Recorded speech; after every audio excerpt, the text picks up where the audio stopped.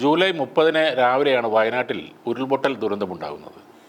ലോകം മുഴുവൻ ഞെട്ടിയ ആ ദുരന്തത്തിൽ ഇതുവരെയുള്ള കണക്ക് പ്രകാരം 403ഓളം മരണം സംഭവിച്ചിട്ടുണ്ട്. ദുരന്തം കഴിഞ്ഞ് 11ാം ദിവസം പ്രധാനമന്ത്രി വയനാട്ടിലെത്തി. ഓഗസ്റ്റ് 10 അദ്ദേഹം അവിടേക്ക് എത്തിയത്.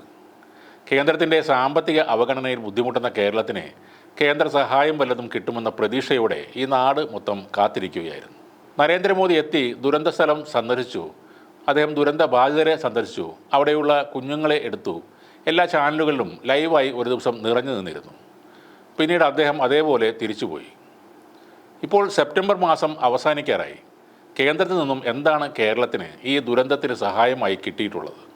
അമിത്ഷാ നടത്തിയ കുറച്ച് കുറ്റപ്പെടുത്തലുകളും ഇവിടുത്തെ BJP സംഘപരിവാർ നേതാക്കളുടെ വിദ്വേഷം വമിക്കുന്ന വാചകങ്ങളുമല്ലാതെ വയനാടിനായി നമുക്ക് ഒന്നും തന്നെ കിട്ടിയിട്ടില്ല. നമ്മുടെ സുരേഷ് ഗോപി സാർ അവിടെ മന്ത്രിയായിരുന്നിട്ടും അതാണ് അവസ്ഥ. ആന്ധ്രയിലും തെലങ്കാനയിലും ഉണ്ടായ വെള്ളപ്പൊക്കത്തിൻ്റെ കാര്യമൊന്ന് നോക്കാം.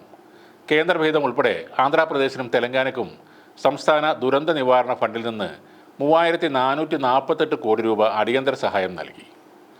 കേന്ദ്ര കൃഷിമന്ത്രി ശിവരാജ് സിംഗ് ചൗഹാൻ അപ്പോൾ തന്നെ നടപടിയെടുത്തിരുന്നു.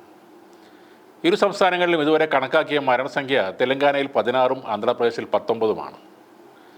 നമ്മുടെ വയനാട്ടിൽ 2 ഗ്രാമങ്ങളാണ് ദുരിതത്തിലായത്, ചൂരൽമല, മുണ്ടക്കൈ എന്നിവ. 403 പേരാണ് മരിച്ചത്. കേരളം ഉടൻ ആവശ്യപ്പെടുന്നത് വെറും 2000 കോടി രൂപയായിരുന്നു. 1200 കോടിയുടെ കണക്കാണ് പ്രാഥമികമായി നൽകിയത്. ആദ്യ നിവേദനം പോരെന്ന് പറഞ്ഞ് മടക്കിയ പ്രധാനമന്ത്രിക്ക് രണ്ടാമതും നിവേദനം നൽകി. എന്നാൽ ഇതുവരെ ഒരൊറ്റ പൈസ പോലും കിട്ടിയിട്ടില്ല. സാധാരണ നിലയിൽ കിട്ടേണ്ട പണമോ കേരളത്തിന് ലഭിക്കേണ്ട SDRF വിഹിതം പോലുമോ കൃത്യമായി കിട്ടിയിട്ടില്ല. ദേശീയ ദുരന്തമായി പ്രഖ്യാപിക്കാൻ ആവശ്യപ്പെട്ടെങ്കിലും അതിലും ഫലമുണ്ടായില്ല.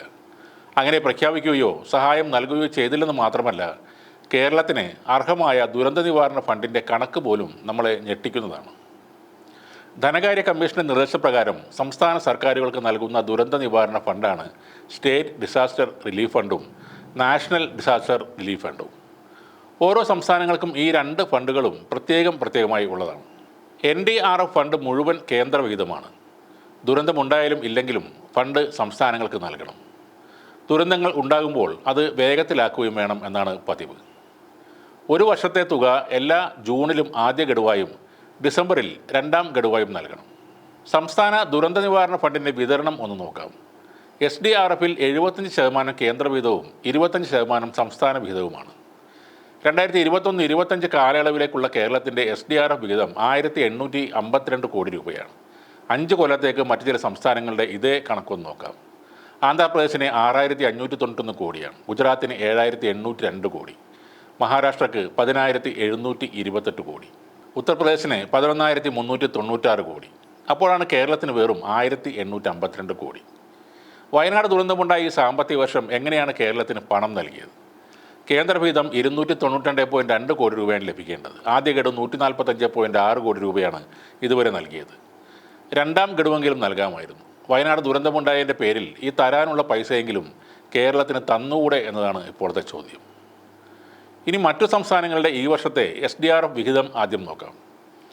1036 കോടിയാണ് ബീഹാറിന് കേന്ദ്രവിഹിതം. ഗുജറാത്തിന് 1226 കോടി. മധ്യപ്രദേശ് 1686 കോടി. മഹാരാഷ്ട്ര 2984 കോടി.